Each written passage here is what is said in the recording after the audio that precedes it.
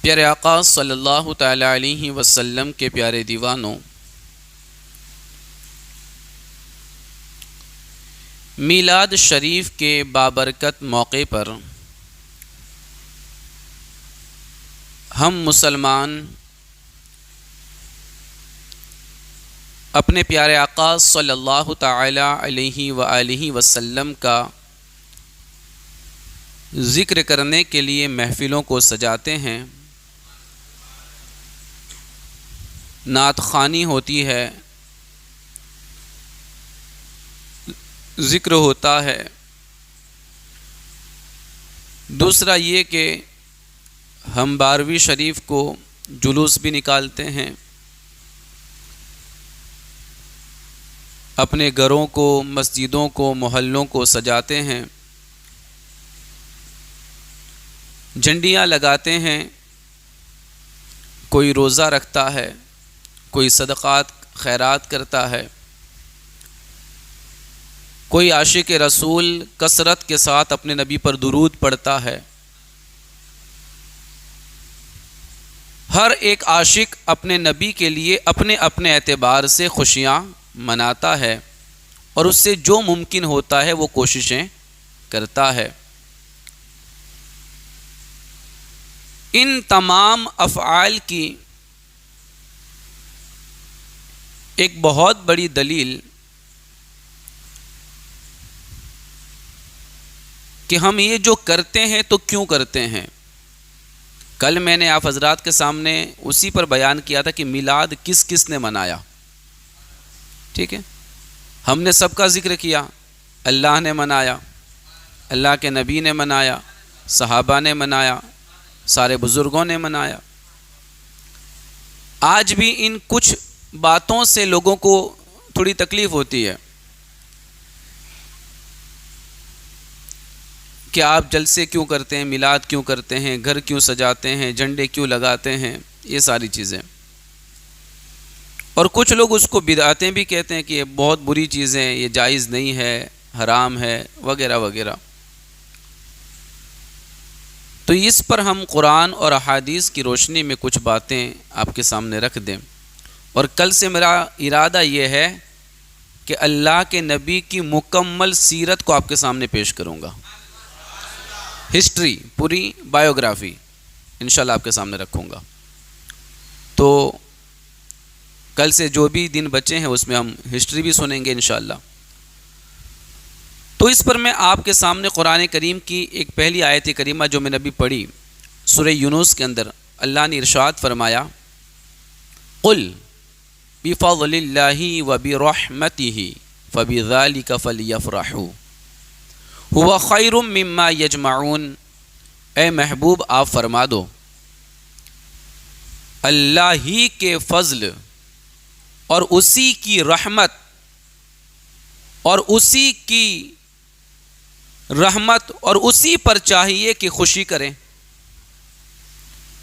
وہ ان کے سب دھن و دولت سے بہتر ہے، دھن دولت سے بہتر ہے۔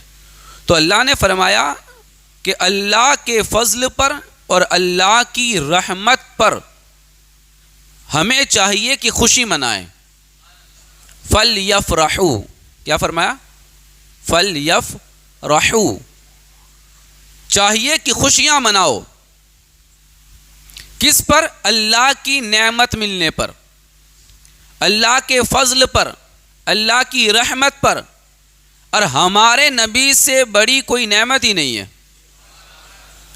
اللہ کے نبی سے بڑی کیا رحمت ہے؟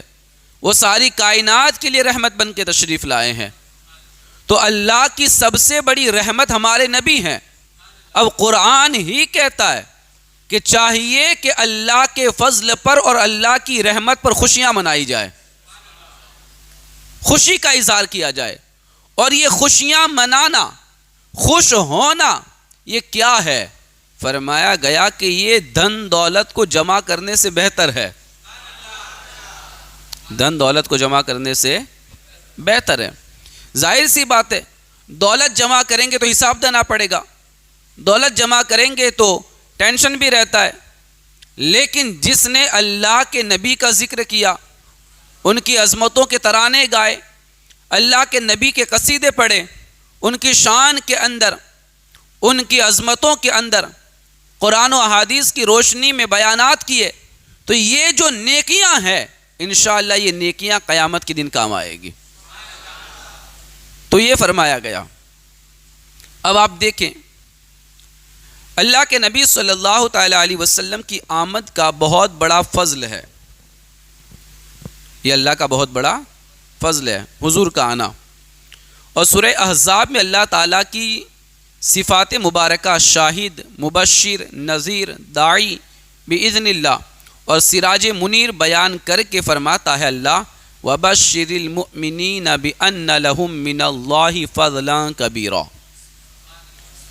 ایمان والوں کو خوشخبری دو کہ ان کے لیے اللہ کا بڑا فضل ہے۔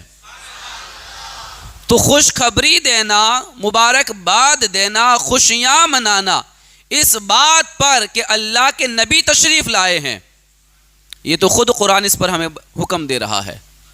قرآن اللہ کا کلام ہمیں یہ کہہ رہا ہے، اللہ فرما رہا ہے کہ اللہ کے نبی یہ فضل کبیر ہے، اللہ کا بہت بڑا فضل ہے، تو اس فضل کے ملنے پر اللہ کا شکر ادا کیا جائے۔ تو یقیناً ہم خوشیاں مناتے ہیں، کیونکہ قرآن کہتا ہے فَلْيَفْرَحُوا، خوشیاں مناؤ، خوشیاں مناؤ۔ تو خوشیاں منانا الحمدللہ اللہ نے ہمارے مقدر میں عطا فرمایا ہے۔ اب آپ دیکھیں اگر کچھ لوگ کہہ دیں کہ ٹھیک ہے مولانا صاحب آپ نے کہا کہ خوشیاں منائیں تو ہم خوشیاں مناتے ہیں، لیکن آپ عید میلاد النبی کے دن جلوس کیوں نکالتے ہیں؟ کہ جلوس نکالنا بھی کہیں لکھا ہوا ہے، تو آپ جلوس کسے کہتے ہیں؟ جلوس بہت سارے نکلتے ہیں، جلوس بہت سارے نکلتے ہیں۔ مثال کے طور پر یوم آزادی جس دن منایا جاتا ہے تو اس دن بھی اسکول سے، مدرسوں سے بچوں کا جلوس نکلتا ہے، ایک ریلی نکلتی ہے، اس کو ریلی کہتے ہیں۔ اسی طریقے سے جب کوئی اور معاملہ ہوتا ہے تو بھی ریلیاں نکالی جاتی ہے۔ کبھی آپ دیکھتے ہیں کہ الیکشن کا موقع آتا ہے تو ہر جگہ ریلیاں ہی ریلیاں نکلتی ہے، لیکن کسی کی ریلی پر کوئی اعتراض ہے؟ کسی کی ریلی پر کوئی اعتراض؟ کسی کی ریلی پر کوئی اعتراض نہیں، کسی کے جلوس پر کوئی اعتراض نہیں ہے، لیکن عید میلاد النبی کا جلوس نکلتا ہے تو پھر اس پر اعتراض ہوتے ہیں، اس پر سوال کھڑے ہوتے ہیں۔ تو آپ دیکھیں صحیح مسلم شریف کے اندر یہ بات ذکر ہے کہ اللہ کے نبی صلی اللہ تعالی علیہ وسلم جس وقت مکۃ المکرمہ سے ہجرت فرما کے مدینہ طیبہ تشریف لائے،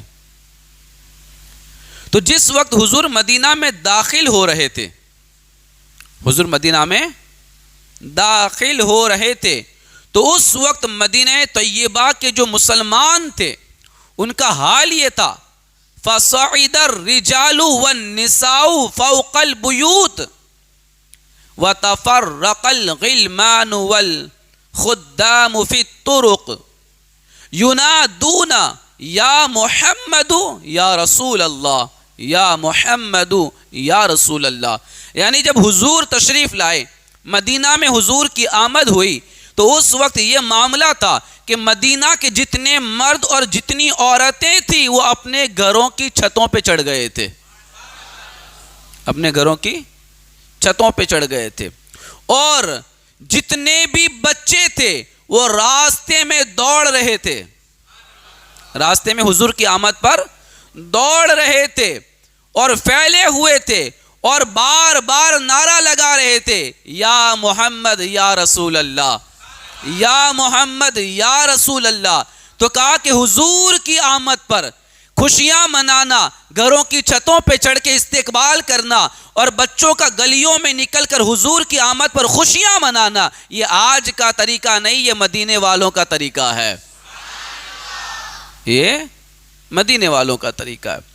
اب اسی حدیث پاک سے پتہ چلا کہ خوشی کے موقع پر جلوس نکالنا یہ صحابہ کرام علیہم الرضوان کا طریقہ ہے. اور بھی آپ دیکھیں اس کو آگے.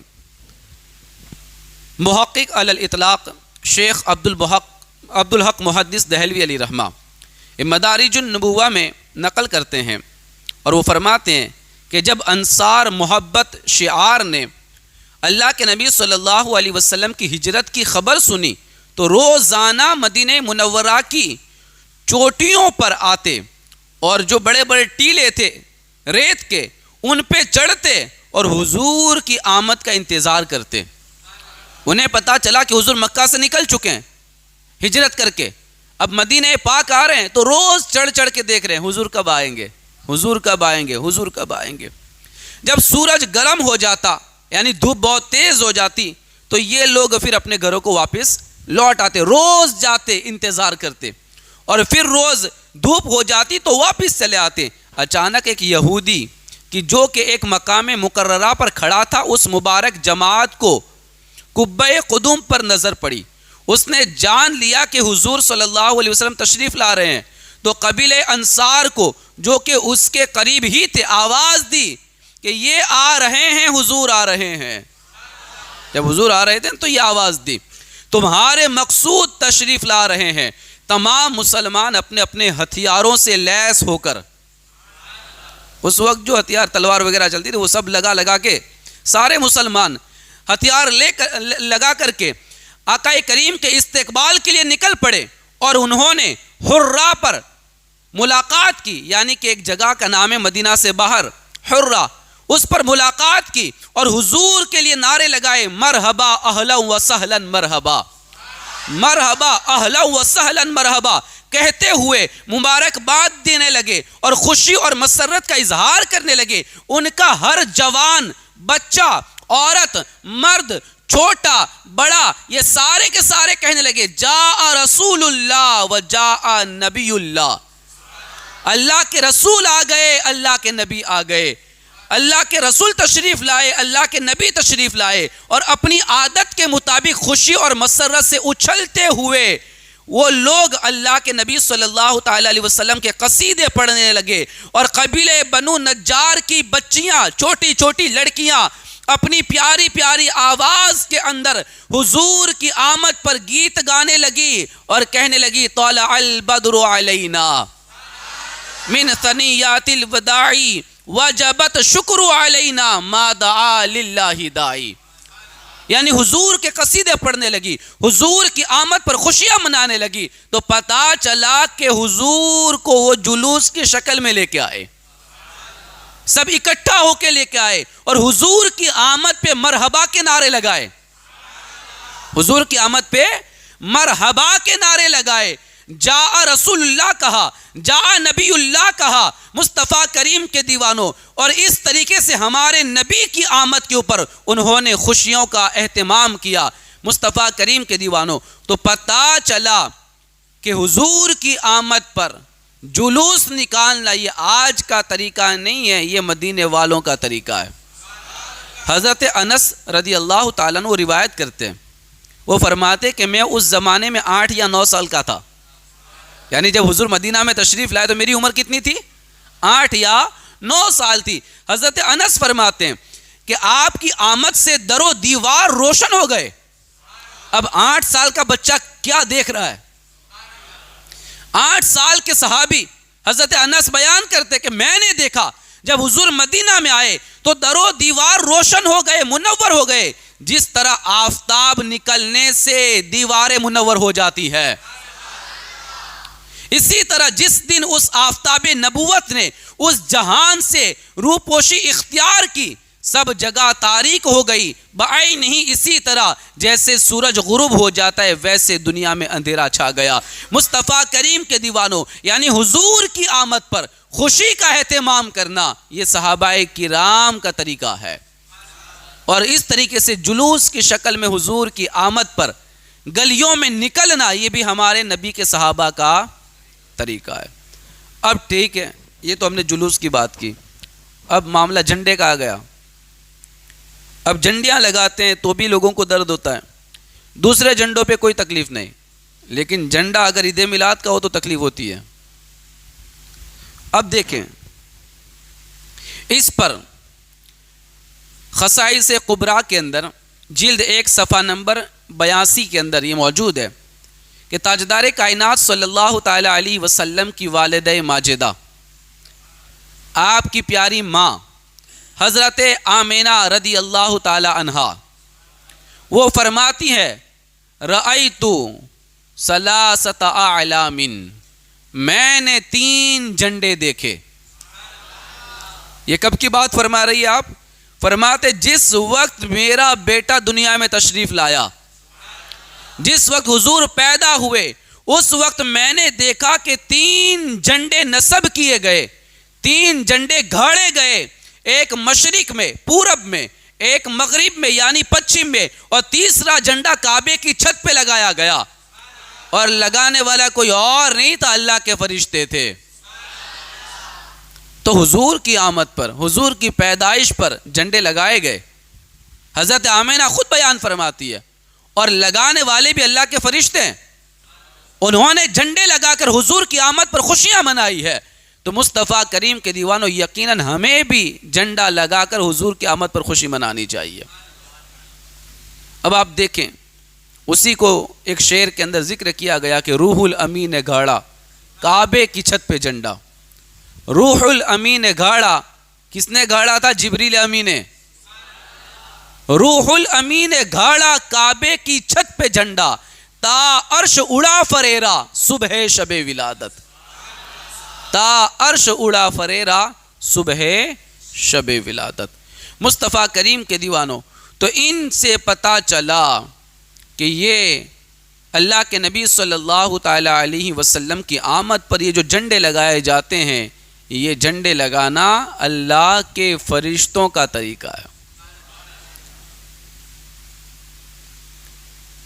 اب آپ دیکھیں اللہ کے نبی صلی اللہ تعالی علیہ وسلم نے جب مدینہ منورہ کی طرف ہجرت فرمائی نا، جھنڈے کا دوسرا ثبوت دے رہا ہوں، جب ہجرت فرمائی اور مدینہ پاک کے قریب ایک جو جگہ ہے جس کا نام ہے غمیم، کیا نام ہے؟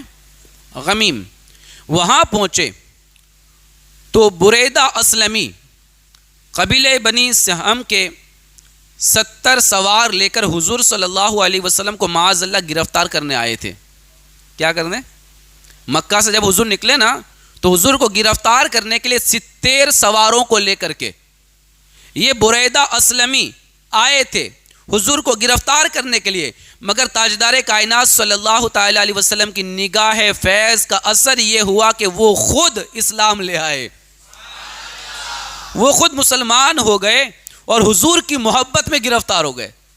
جو گرفتار کرنے آیا تھا وہ خود حضور کی محبت میں گرفتار ہو گیا، اور پورے قافلے کے ساتھ 70 جو لوگ تھے ان کے ساتھ، ان تمام کے ساتھ اسلام قبول کر لیا، سب مسلمان ہو گئے۔ اب مسلمان ہوئے، اب ہو کر انہوں نے کیا کیا؟ مسلمان تو ہو گئے، اب عرض کرنے لگے، جب مدینہ سے قریب پہنچے نا تو عرض کرنے لگے یا رسول اللہ صلی اللہ تعالی علیہ وسلم، ہماری خواہش ہے کہ مدینہ میں جب داخلہ ہو تو جھنڈوں کے ساتھ ہونا چاہیے۔ بلند آواز سے نا، کیسے؟ جھنڈوں کے ساتھ، پرچم کے ساتھ ہمارا داخلہ ہونا چاہیے۔ چنانچہ اپنے تمام عمامے ان لوگوں نے اتار لیے۔ اب وہاں تو آج کے دور کی طرح سے پرنٹڈ تو تھے نہیں کہ وہاں پہ پرنٹ نکال کے اس طرح اچھے اچھے خوبصورت جھنڈے بنائے جاتے تھے، وہ تو کپڑا کاٹ کر کے وہ لوگ جھنڈا بناتے تھے اس دور کے اندر، اس سے کچھ بون دیتے تھے، کچھ کر دیتے تھے، اس طریقے سے اپنا نشان لگا دیتے تھے، اس طرح جھنڈے بنائے جاتے تھے۔ اب اس وقت ان کے پاس تو کچھ نہیں تھا، وہ سفر میں تھے، ہجرت میں تھے، وہ مدینہ پاک آ رہے تھے، کوئی اور تو کپڑے نہیں تھے۔ کہا کیا کرے؟ کہا کہ اپنے عمامے اتار لو۔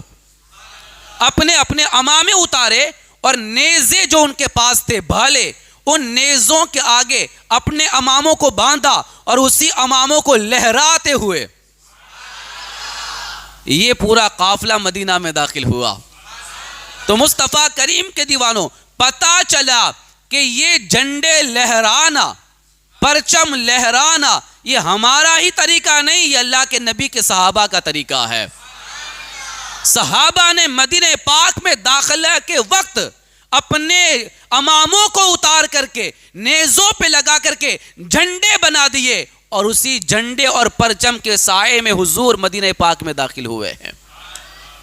مصطفیٰ کریم کے دیوانوں، تو ان تمام چیزوں سے ہمیں پتہ چلتا ہے کہ یہ جھنڈیاں لگانا، پرچم لگانا، یہ کوئی آج کا طریقہ نہیں، یہ بھی صحابہ کا طریقہ ہے۔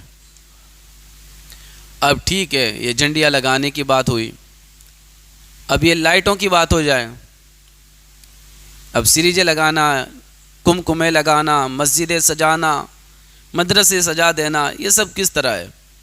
حضور کی آمد پر یہ روشنی کر دینا، یہ کہاں تک درست ہے؟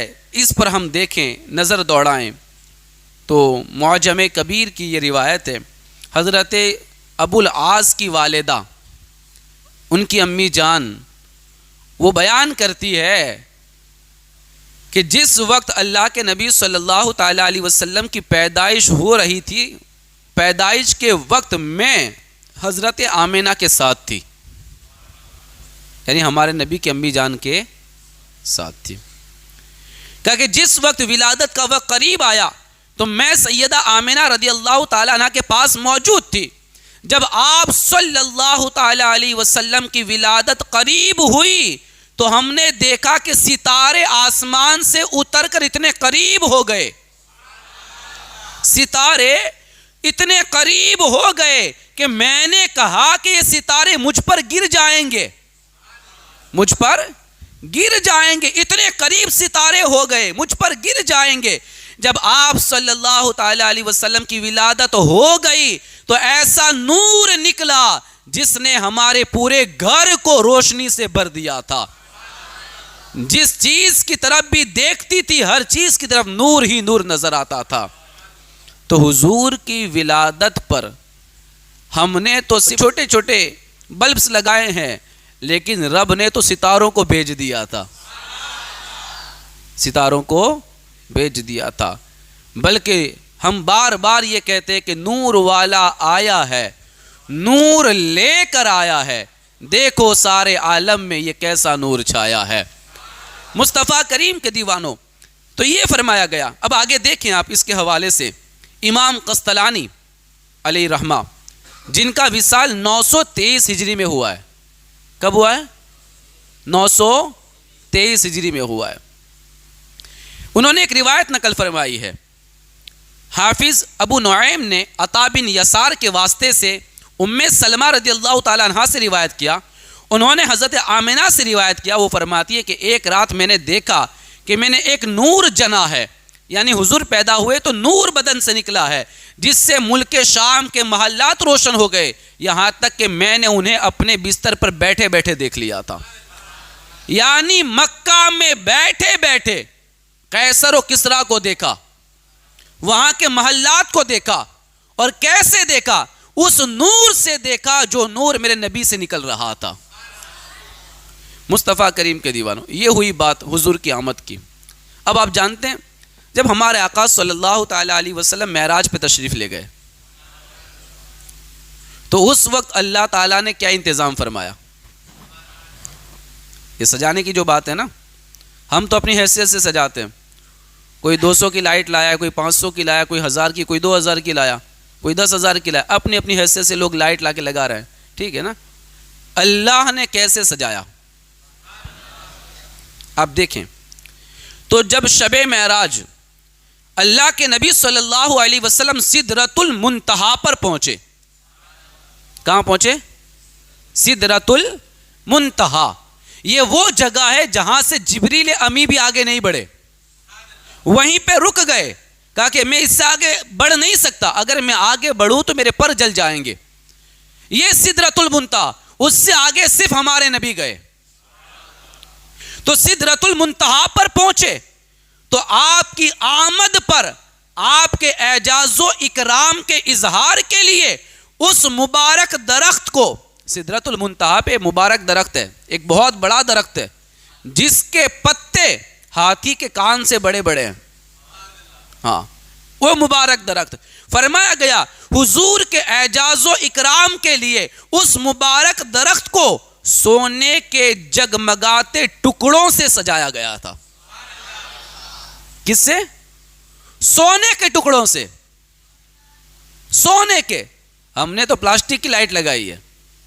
ہاں، اللہ رب العزت نے سدرۃ المنتہا پر اس درخت کو سونے کے ٹکڑوں سے سجوایا. اب میں کہتا ہوں نا، جیسی جس کی شان، ہم اپنی حیثیت سے سجا رہے ہیں، رب نے اپنی شان کے مطابق سجوایا.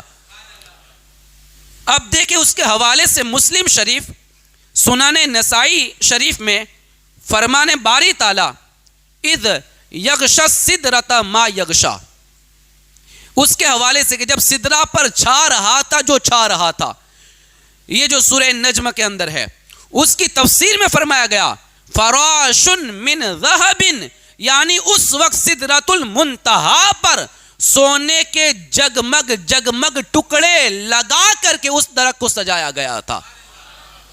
تو پتا چلا کہ حضور کی آمد پر آسمانوں میں، کیونکہ حضور یہاں سے گئے تھے نا، زمین سے گئے تھے، تو حضور کے جانے پر، حضور کی آمد پر آسمانوں میں اللہ نے فرشتوں کے ذریعے اس درخت کو سونے کے ٹکڑوں سے سجایا. اور یہ کوئی چھوٹا موٹا درخت نہیں، بہت بڑا ہے، اس کا اندازہ ہم نہیں لگا سکتے.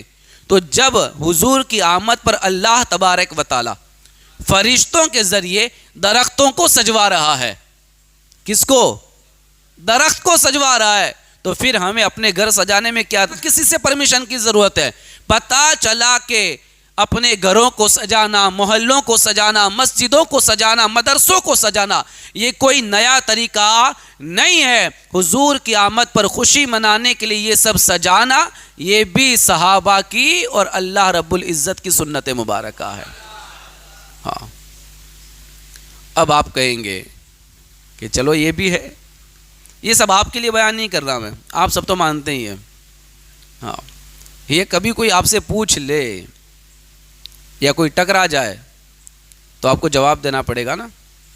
اس لیے کچھ لوگ کہتے ہیں کہ یہ نعت شریف کی محفل ہے جو منعقد کر رہے ہیں، آپ نعتیں پڑھ رہے ہیں. یہ نعت پڑھنا کہاں سے ثابت ہے؟ کیا نعت کی بھی محفلیں ہوتی تھی؟ حضور کے زمانے میں کوئی نعت پڑھتا تھا تو بالکل پڑھتے تھے، اور ایک نہیں بہت سارے صحابی تھے جو حضور کی بارگاہ میں نعتیں پڑھا کرتے تھے. آپ دیکھیں تاجدار کائنات صلی اللہ تعالی علیہ وسلم حضرت حسان بن ثابت رضی اللہ تعالی عنہ کو نعت خوانی کے ذریعے کفار کے اعتراضات کا جواب دینے کا حکم ارشاد فرماتے ہیں. یعنی کفار نے اللہ کے نبی کو جو گالیاں دی، معاذ اللہ برا بھلا کہا اس دور میں، تو میرے آقا نے فرمایا ہے کوئی میرا چاہنے والا، میرا غلام، میرا امتی، میرا صحابی جو ان کافروں کو اپنی طرف سے جواب دے، اور وہ بھی اشعار کی شکل میں، وہ بھی اشعار کی شکل میں. چنانچہ میرے آقا نے حضرت حسان سے کہا کہ حسان تم کھڑے ہو جاؤ اور جواب دو. اور میرے آقا نے فرمایا، میرے آقا نے ان کے لیے دعا فرمائی، بخاری شریف میں ہے، اللہ کے نبی فرماتے یا حسان اجب ان رسول اللہ صلی اللہ علیہ وسلم اللہم ایدہ بروح القدس. اے حسان، اللہ کے رسول کی طرف سے جواب دو، اے اللہ روح قدس کے ذریعے حسان کی مدد فرما. روح قدس کے ذریعے حسان کی مدد فرما، یعنی جبریل امی کے ذریعے حسان کی مدد فرما. آپ دیکھیں اللہ کے نبی صلی اللہ علیہ وسلم مسجد میں حضرت حسان کے لیے ممبر رکھواتے. کیا رکھواتے؟ ممبر رکھواتے، اور وہ ممبر پر کھڑے ہو کر حضرت حسان حضور کے نعت پڑھا کرتے تھے، حضور کے اوصاف بیان کیا کرتے. چنانچہ حضرت ماں عائشہ صدیقہ رضی اللہ تعالی عنہا فرماتی ہے کان رسول اللہ صلی اللہ علیہ وسلم یضع لحسان ممبرا فی المسجد یقوم علیہ قائما یفاجر عن رسول اللہ صلی اللہ علیہ وسلم. اللہ کے نبی صلی اللہ علیہ وسلم حضرت حسان کے لیے مسجد نبوی میں ممبر لگوا دیتے. وہ ممبر پر کھڑے ہو کر اللہ کے نبی صلی اللہ علیہ وسلم کے خلاف جو کفار باتیں کرتے تھے ان کے لیے حضرت حسان اشعار کہا کرتے تھے، ان کا جواب دیا کرتے تھے. اور آپ دیکھیں شہاب الدین محمد بن احمد وہ بیان کرتے ہیں، وہ لکھتے ہیں کہ صحابی رسول حضرت حسان بن ثابت نے اللہ کے نبی کی مدح میں اس طرح کلام فرمایا، وَأَحْسَنُ مِنْكَ لَمْ تَرَ قَطُّ عَيْنِي وَأَجْمَلُ مِنْكَ لَمْ تَلِدِ النِّسَاءُ خُلِقْتَ مُبَرَّأً مِنْ كُلِّ عَيْبٍ كَأَنَّكَ قَدْ خُلِقْتَ كَمَا تَشَاءُ۔ یہ اس طریقے سے حضرت حسان نے اپنی عربی زبان میں حضور کی نعت پڑھی، عربی زبان میں حضور کی نعت پڑھی۔ کیا کہا؟ یا رسول اللہ، آپ سے زیادہ حسین میری آنکھوں نے کبھی دیکھا نہیں۔ وَأَحْسَنُ مِنْكَ لَمْ تَرَ قَطُّ عَيْنِي، میری آنکھوں نے حضور آپ کے جیسا خوبصورت کسی کو دیکھا نہیں ہے۔ اور دیکھتا بھی کیسا، کیسے دیکھتا؟ وَأَجْمَلُ مِنْكَ لَمْ تَلِدِ النِّسَاء، یا رسول اللہ کسی ماں نے آپ جیسا خوبصورت بچہ جنا ہی نہیں ہے۔ یہ اشعار تو دیکھے، حضور کی نعت تو دیکھے، حضور کی تعریف تو دیکھے، کس انداز میں تعریف ہو رہی ہے۔ اور اگر آج کوئی آگے کہے کہ نعت کہاں سے پڑھتے ہو، نعت کس نے پڑھی ہے، نعت کون سناتا ہے، کہاں سے ثابت ہے، تو آپ دیکھیں کہ صحابی رسول حضرت حسان پڑھ رہے ہیں، اور کیا پڑھ رہے وہ بھی موجود ہے، کیا پڑھ رہے وہ بھی موجود ہے۔ تو پتا چلا کہ حضور کی نعتیں پڑھنا یہ صحابہ کی سنت ہے، اور نعت سننا یہ اللہ کے نبی کی سنت ہے، اللہ کے نبی صلی اللہ علیہ وسلم کی۔ اور نعت پڑھنے پر ہمارے نبی انعام بھی عطا فرماتے تھے۔ ہاں، آپ دیتے نہیں دیتے وہ کوئی مسئلہ نہیں ہے، لیکن اللہ کے نبی عطا فرماتے تھے۔ ہاں، حضور کی تعریف ہو تو کچھ نہ کچھ نعت خوانوں کو یا تعریف کرنے والوں کو اپنی طرف سے تحفتاً دینا چاہیے۔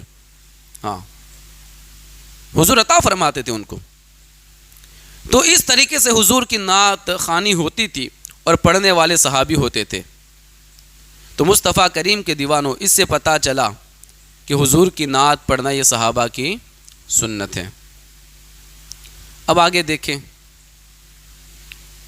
اللہ کے نبی صلی اللہ تعالیٰ علیہ وسلم کی محفلیں یہ جو سجائی جاتی ہے، اس سجانے پر میں نے آپ کے سامنے کل ہی اس کا ثبوت پیش کیا تھا کہ حضور کی یہ جو محفل سجتی ہے، بیان ہوتا ہے، وہ کیسے ہوتا ہے، کیوں کرتے ہیں ہم۔ تو میں نے ایک کل روایت آپ کے سامنے پیش کی تھی نا کہ صحابہ بیٹھے ہوئے تھے، ہمارے نبی تشریف لائے، میرے آقا نے فرمایا کیوں بیٹھے ہو، یہ مجلس کیسی ہے؟ تو صحابہ نے کہا حضور ہم اس لیے بیٹھے ہیں کہ ہم اللہ کی حمد و ثنا بیان کرتے ہیں، اس بات پر کہ اللہ نے ہمیں دین عطا فرمایا، ہم پر فضل فرمایا، اور آپ جیسے رسول عطا فرما کر ہم پر احسان فرمایا۔ اس لیے ہم اس محفل کو منعقد کر کے، اس مجلس کو منعقد کر کے اللہ کی حمد و ثنا بیان کرتے ہیں، اللہ کا شکر ادا کر رہے ہیں۔ ہم کیا کہتے ہیں؟ ہم بھی تو یہ کہتے ہیں مولا تیرا شکر ہے کہ تو نے اپنا حبیب ہمیں عطا فرمایا ہے، تو نے حضور کو بیچ کر ہم پر احسان فرمایا ہے۔ وہ نہ آتے تو ہمارا کیا ہوتا، وہ تشریف نہ لاتے تو ہمارا کیا بنتا۔ وہ آئے اور ایسے آئے کہ آج الحمدللہ ہم ان کی غلامی میں زندگی گزار رہے ہیں، ہم ان کے غلام بن کے زندگی گزار رہے ہیں۔ وہ نبی جن کی امت میں پیدا ہونے کے لیے نبیوں نے دعائیں مانگی، اللہ تبارک و تعالیٰ نے ہم گنہگاروں کو ان کی امت میں پیدا فرمایا ہے۔ تو ہم اللہ کا شکر ادا کر رہے ہیں نا، اللہ کا احسان مان رہے ہیں کہ تیرا فضل ہے، تیرا کرم ہے، تیرا شکر ہے کہ مولا تو نے اپنے حبیب کی امت میں پیدا فرمایا ہے۔ تو یہ محفل منعقد کرنا، اللہ کا شکر کرنا، اللہ کے نبی کی تعریف کرنا، یہ بھی کوئی نیا طریقہ نہیں، یہ صحابہ کرام ہی کا طریقہ ہے، صحابہ کرام ہی کا طریقہ ہے۔ اور ایک اور جو محفل جس میں صحابہ کرام بیٹھ کر سارے نبیوں کی عظمت بیان کر رہے تھے کہ اللہ نے حضرت آدم کو اپنا صفی بنایا، صفی اللہ جن کو کہا گیا، حضرت ابراہیم کو خلیل بنایا، حضرت موسیٰ کو کلیم بنایا، حضرت عیسیٰ کو روح اللہ کہا گیا، یعنی ان کی سب کی تعریفیں بیان ہو رہی تھی۔ تو میرے آقا تشریف لائے، کہا کیا کر رہے ہو؟ کہا کہ ہم نبیوں کی یہ شانیں بیان کر رہے ہیں۔ تو میرے آقا نے فرمایا کہ یقیناً حضرت آدم صفی اللہ ہے، حضرت ابراہیم خلیل اللہ ہے، حضرت موسیٰ کلیم اللہ ہے، حضرت عیسیٰ روح اللہ ہے، لیکن میں حبیب اللہ ہوں، اللہ کا حبیب ہوں، اللہ کا پسندیدہ ہوں، اللہ کا پیارا ہوں۔ اسی لیے ہمارے نبی کو مصطفیٰ کہا گیا ہے۔ کیا کہا گیا؟ مصطفیٰ. مصطفیٰ کا مطلب کیا ہوتا ہے؟ چنا ہوا. کیا ہوتا ہے؟ چنا ہوا. سارے پھول گلاب کے رکھے ہوں اور اسی گلاب میں سے ایک گلاب چننا ہو تو بندہ کتنا دیکھ کے چنتا ہے. تو ہمارے نبی وہ نبی ہیں، یقیناً سارے نبی عظمتوں والے، سارے نبی شان والے، سارے نبی فضیلتوں والے. اللہ کے نزدیک سب نبیوں کے بڑے مقام، بڑے رتبے ہیں، لیکن جو مقام ہمارے نبی کا ہے وہ کسی کا نہیں ہے، کیونکہ ہمارے نبی سارے نبیوں سے چنے ہوئے یعنی مصطفیٰ ہیں. کیا ہے؟ مصطفیٰ ہے. تو میرے آقا نے فرمایا نا کہ یقیناً سب نبی شان والے، سب کی اپنی اپنی عظمتیں ہیں، لیکن میں حبیب اللہ ہوں، اللہ کا حبیب ہوں، اللہ کا پیارا ہوں. اور مصطفیٰ کریم کے دیوانوں، یہ حضور ہی کا تو صدقہ ہے کہ اللہ نے پوری کائنات کو بنائی ہے.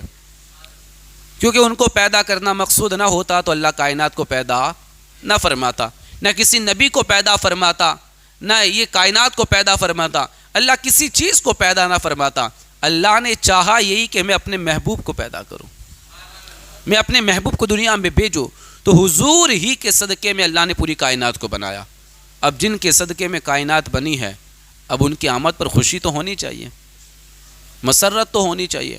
اور میں کہتا ہوں صرف وقتی طور پہ نہیں خوشی، تھوڑا ٹائم کے لیے خوش نہیں ہونا کہ محفل میں آئے، حضور کی بات سنی، حضور کی نعت سنی تو خوش ہو گئے. نہیں، یقیناً وہ دل سے خوشی ہونی چاہیے، دل سے وہ کیفیت ہونی چاہیے، وہ محبت ہونی چاہیے، وہ پیار ہونا چاہیے. بندہ ایک عشق میں ڈوبا رہنا چاہیے کہ یہ میرے نبی کی آمد کا مہینہ ہے، حضور کی آمد کا مہینہ ہے. اب آپ نہیں جانتے، ہمارے گھر جو چھوٹے چھوٹے بچے ہیں نا، چھوٹے چھوٹے بچے جو ہیں ہمارے گھروں کے، ان کا برتھ ڈے ہو یا نہ ہو، ان کو ہر مہینے برتھ ڈے یاد آتا ہے اپنا. کہتے ہیں نا بچے، میرا برتھ ڈے آنے والا ہے، میرا برتھ ڈے آنے والا ہے، میرا برتھ ڈے آنے والا ہے. بچوں کو برتھ ڈے سے بڑا پیار ہوتا ہے. کیوں؟ کیونکہ ان کو نئے کپڑے مل جاتے ہیں آپ کی طرف سے، تھوڑی کچھ مٹھائیاں مل جاتی ہیں آپ کی طرف سے، چاکلیٹس مل جاتے ہیں آپ کی طرف سے، تھوڑا پیار مل جاتا ہے آپ کی طرف سے. تو بچے اس کے لیے اس برتھ ڈے کے انتظار میں رہتے ہیں، برتھ ڈے کے انتظار میں رہتے ہیں. تو یہ خوشی ہوتی ہے بچوں کو اپنے اپنے برتھ ڈے کی. اور برتھ ڈے منانا اگر اس کو آپ صحیح طور پہ منائیں تو یقیناً جائز ہے، جیسے ہمارے نبی نے منایا. بلند آواز سے کہیں نا یار، جیسے ہمارے نبی نے منایا. کیسے اللہ کے نبی نے برتھ ڈے منایا، اپنا یوم پیدائش منایا. تو میں نے کل بھی یہ بات کہی تھی، آج بھی کہہ رہا ہوں، صحیح مسلم شریف کے اندر یہ روایت موجود ہے کہ اللہ کے نبی صلی اللہ تعالی علیہ وسلم ہر پیر کے دن، ہر سوموار کے دن ہمارے پیارے آقا صلی اللہ علیہ وسلم روزہ رکھتے تھے، روزہ رکھتے تھے. حضرت قتادہ صحابی رسول رضی اللہ تعالی عنہ نے اس دن کے روزہ رکھنے کے بارے میں اللہ کے نبی سے سوال کر لیا، یا رسول اللہ آپ یہ روزہ کیوں رکھ رہے ہیں، وہ بھی ہر سوموار کو. یہاں پہ دیکھیں ایک بات بتا رہا ہوں، ہمارے یہاں تو سال میں ایک بار برتھ ڈے مناتے ہیں، سال میں ایک بار برتھ ڈے منایا جا رہا ہے. ہمارے نبی تو ہر ہفتے منا رہے ہیں، ویکلی. کون سا؟ ویکلی برتھ ڈے ہو رہا ہے، ہر ہفتے منا رہے ہیں. کیسے منایا جا رہا ہے؟ تو اللہ کے نبی کے بارے میں سوال کیا گیا، حضور کیوں روزہ رکھ رہے ہیں؟ تو میرے آقا نے جواباً ارشاد فرمایا، ذاک یوم ولدت فی و یوم بعثت او انزل علی فی. میرے آقا نے فرمایا کہ یہ دن میری ولادت کا دن ہے. بلند آواز سے یار، میری پیدائش کا دن ہے، اسی دن میں مبعوث کیا گیا اور اسی دن مجھ پر قرآن نازل کیا گیا ہے. تو اس لیے میں ہر پیر کے دن روزہ رکھتا ہوں.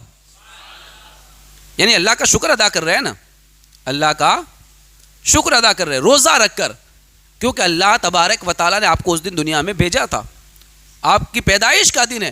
تو ہمارے نبی ویکلی اپنا برتھ ڈے منا رہے ہیں، ٹھیک ہے نا.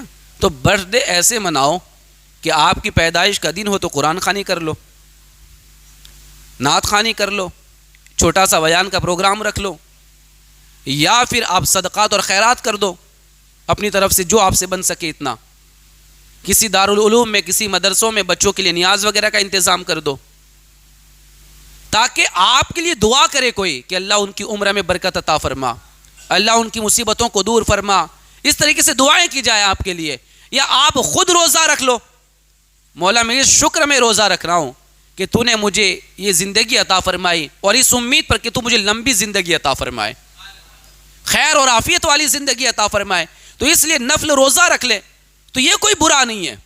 لیکن یہ جو سسٹم بنا کے رکھا ہم نے کہ کیکس لائیں گے، ساری عورتیں بھی جمع ہوگی، بچے بھی جمع ہوں گے، مرد بھی جمع ہوں گے، گانے بجیں گے، غبارے لگائے جائیں گے، پارٹی شارٹی ہوگی، تالیاں بجے گی، اس میں گیت گائے جائیں گے، تو یہ ساری چیزیں جائز نہیں ہے. اس کو اسلام جائز نہیں قرار دیتا، کیونکہ جو چیز غلط ہے وہ غلط ہے. غلط چیز کبھی صحیح ہو سکتی نہیں ہے. تو اس لیے یہ سارے طریقے جو بتائے جاتے ہیں یہ غلط طریقے. طریقہ وہ صحیح ہے جو ہمارے نبی نے اختیار فرمایا ہے. طریقہ وہ صحیح ہے جو عبادت کی روشنی میں ہو، جو صحیح طور پہ ہو، شریعت کے دائرے میں رہ کر کیا جائے، عبادت کے انداز میں کیا جائے. تو اس طریقے سے یہ بالکل جائز ہے. تو مصطفیٰ کریم کے دیوانوں، جب ہمارے نبی صلی اللہ تعالی علیہ وسلم ہر سوموار کو، ہر پیر کو روزہ رکھ کر اپنا یوم ولادت، اپنا میلاد مناتے ہیں، تم سال میں ایک بار میلاد منا لے تو کون سی بڑی بات ہے نا؟ کون سی بڑی بات ہے؟ تو حضور کی آمد پر خوشی دل سے ہونی چاہیے، اور اس خوشی کا اثر ہمارے اوپر رہنا چاہیے، ایک مسرت ہونی چاہیے، اور ہمیں کوشش کرنی چاہیے کہ ان دنوں کے اندر کثرت کے ساتھ درود پاک پڑھیں، زیادہ سے زیادہ درود پاک پڑھنے کی کوشش کریں. دوسرا، قرآن جتنا آپ پڑھ سکتے پڑھنے کی کوشش کریں، جتنا زیادہ ہو سکے. اور ان دنوں میں کوشش کرے کہ نبی کا میلاد ہے، نبی کی سنتوں پر عمل کر لیا جائے، نبی کی سنتوں پر عمل کیا جائے، نماز قضا نہ ہونے دی جائے. کیونکہ یہ جتنے بھی کام ہیں یہ سارے کام اچھے ہیں، اس سے کوئی انکار نہیں ہے، لیکن جو چیز فرض ہے وہ پہلے ہے، جو چیز فرض ہے وہ پہلے ہے. نماز فرض ہے، اس کو پہلے ادا کرنا ہے. یقیناً نماز کی پابندی ہو، حضور پہ درود پڑھا جائے، حضور پہ سلام پڑھا جائے، حضور کے قصیدے پڑھے جائیں، ان کا ذکر کیا جائے، اور جلسے منعقد کیا جائے، اور محبتوں کے ساتھ یہ دن گزارے جائیں. ہو سکے تو روزانہ 12 دن تک 12 روپے حضور کے نام پہ صدقہ کر دیا کرے. 12 روپے، کم سے کم 12 روپے صدقہ کر دیا کرے روزانہ حضور کے نام پر. یا کم سے کم ہو سکے تو 12 اردو کتابیں خرید کر کسی 12 عالم کو تحفے میں دے دی جائے، تاکہ وہ پڑھیں تو ثواب ملے آپ کو حضور کی نسبت کی وجہ سے.